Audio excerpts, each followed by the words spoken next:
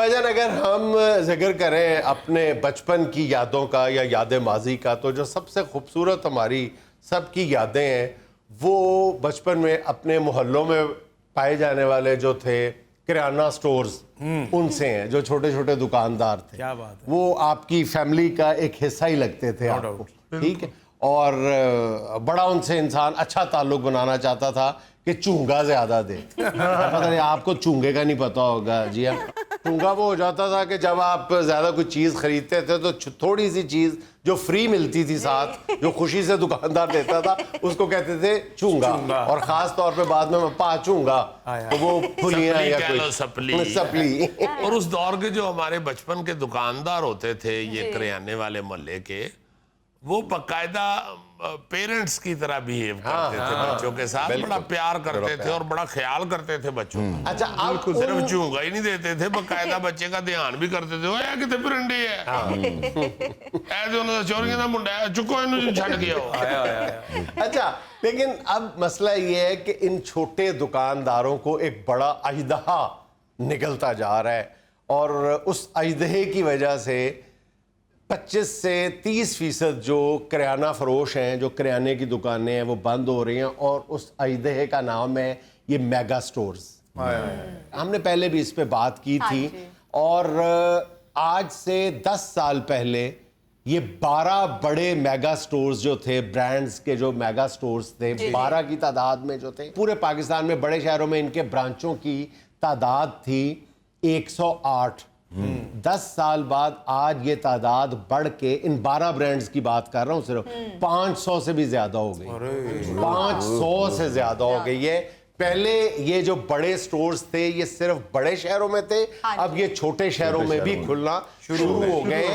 اچھا اب اس کی مخالفت یا حمایت مسئلہ نہیں ہے، یہ کلچر ہے جو پوری دنیا میں آتا جا رہا ہے. لیکن بہت سارے ملک ایسے ہیں جو اس کلچر پر کچھ پابندیاں لگانا چاہ رہے ہیں. کیوں؟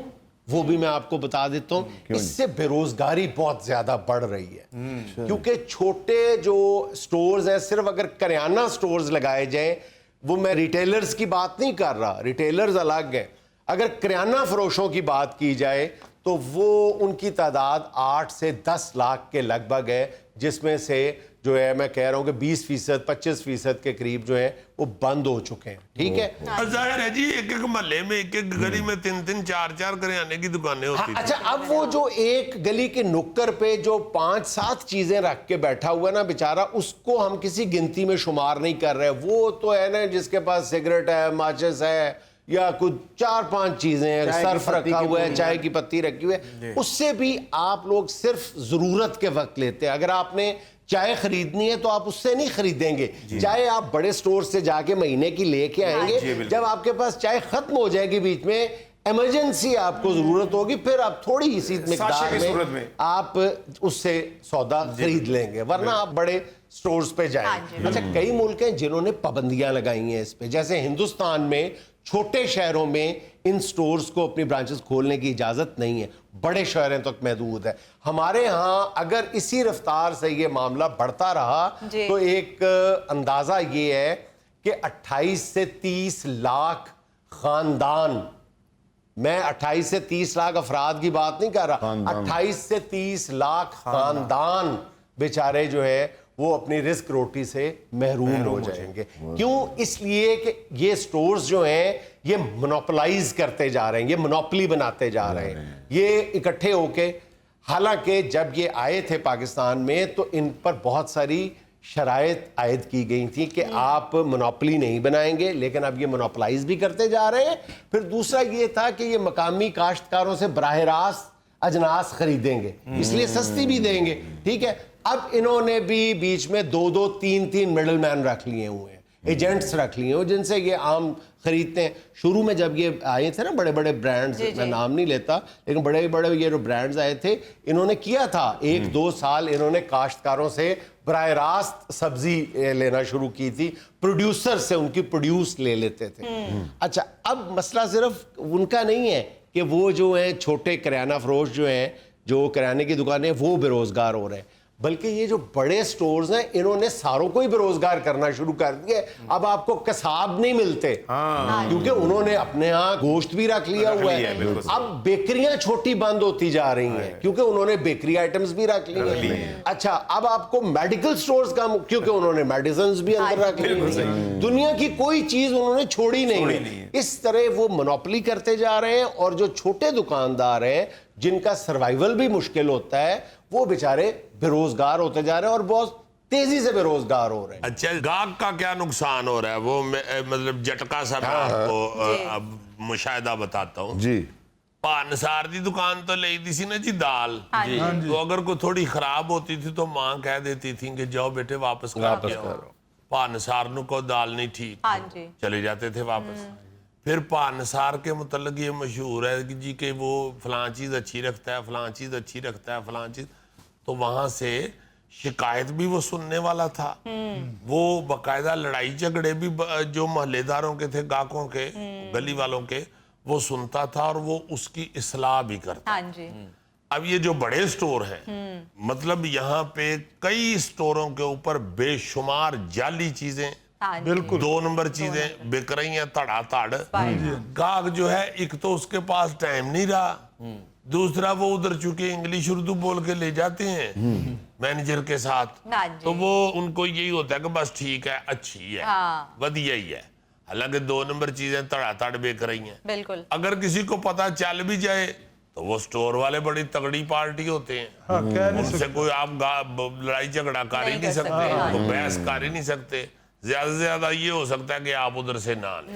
اچھا اب یہ دیکھو کہ ملکی معیشت کو کتنا بڑا نقصان ہوگا. یہ جو سرکاری اعداد و شمار ہیں وہ یہ ہیں کہ یہ چھوٹے کریانہ فروش ہیں اور ریٹیلرز جو ہیں, ریٹیل جو چھوٹے جنرل سٹورز ہیں وہ بھی انہی میں, وہ ان کی کل ملا کے تعداد جو ہے وہ 28 لاکھ کے لگ بھگ بنتی ہے. 28 لاکھ. اچھا 28 لاکھ جو ریٹیلر سٹورز ہیں یا کریانہ فروش ہیں یہ کل ملا کے 30 کھرب کا بزنس کرتے ہیں.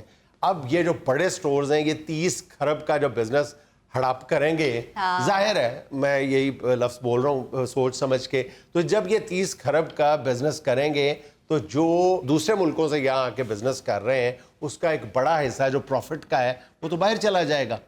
ٹھیک ہے, ہمارے یہاں تو نہیں رہے گا نا, وہ باہر چلا جائے گا. اسی طرح جو اب گاہکوں کے بات کر رہے ہیں نا, اب گاہکوں کی پرابلم یہ ہو گئی ہے کہ گاہک جو ہے وہ ایک آسانی چاہتا ہے کہ ایک دفعہ جائے اور وہ لے کے آ جائے, سارے مہینے کا سودا سلب لے آتا ہے. آسان نہیں ہے, یقیناً اس کلچر میں آسانی ہے. پھر ایک اور ہماری پرابلم یہ بھی آ گئی ہے کہ ہم نے شاپنگ کو ریکریشن تفریح کا ذریعہ بھی بنا لیا ہے. آپ دکان پہ دال لینے جاتے ہیں, آدھا کلو چاول, آدھا کلو دال, 1.5 کلو فلان, تو آپ کے لیے اس میں تفریح کا پہلو نہیں ہے, ریکریشن نہیں ہے. لیکن جب آپ اپنی ماہانہ جب سودا سلف لینے جاتے ہیں, شاپنگ کرنے جاتے ہیں, تو اس وقت بیگمات, بچے اور ساری فیملی مل کے جاتی ہے, تو وہ ان کے لیے ایک ریکریشن کا موقع بھی ہے, ایک تفریح کا موقع بھی مہیا کرتے ہیں. وہ بچوں کے لیے انہوں نے الگ انتظام کیا ہوا ہے جہاں پہ بچے کھیل ویل لیتے ہیں.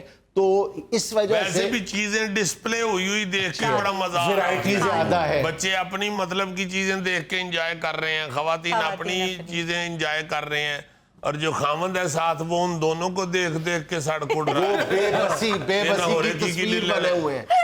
شوہر تو بیچارے بے بسی کی تصویر بنے ہوتے ہیں, وہ کہتے ہیں میں یہ لے لوں, اب شوہر بیچارہ یہ پہلے پڑی نہیں, ختم ہو گئی ہے. اچھا ختم ہو گئی, ٹھیک ہے. اتنا ہی بجائے خاوند بیچارہ پیچھے کڑی کڑی کہہ رہا ہوتا ہے جلدی کر لیں میں نے ریکارڈنگ پہ جانا ہے. سوری سر, یہ بڑے سٹوروں پہ یہ بھی چیز ہے کہ جس چیز کی ایکسپائری ڈیٹ 1 یا 2 ماہ رہ گئی ہو وہ بھی بڑی تیزی سے یہ بیچتے ہیں. ہاں لیکن اچھے سٹورز سے امید یہ رکھی جانی چاہیے جو جس کے وہ پابند بھی ہیں کہ جو نیئر ٹو ایکسپائری, پوری دنیا میں ایسے ہوتا ہے کہ جو نیئر ٹو ایکسپائری ہوتی ہے ان کو وہ 1/4 قیمت پہ ڈسپلے کر دیتے ہیں. ہمارے ہاں 1-2 سٹورز پہ یہ کیا جاتا ہے, لیکن ہمارے ہاں اس میں بھی بے ایمانی یہ کی جاتی ہے کہ نیئر ٹو ایکسپائری نہیں ہوتی بلکہ ایکسپائرڈ چیزیں ہوتی ہیں. آلریڈی ایکسپائرڈ چیزیں جو ہیں وہ ہاف پرائس پہ بیچ دی جاتی ہے کیونکہ وہ مٹا دی جاتی ہے ایکسپائری. سر جیسے آپ بتا رہے ہیں کہ شوہر بھی ساتھ جاتے ہیں شاپنگ کرنے کے لیے, ظاہر ہے بچوں کے ساتھ, تو یہ زلفی آتا ہے شوہر کے زمرے میں؟ یار وہ فل فلیج شوہر ہے گھر میں, بڑا روپ والا شوہر ہے. بڑی خوشی ہے. اور تمہارا کیا خیال ہے کہ وہ بہو ہماری نے کوکڑ پالا ہوا ہے؟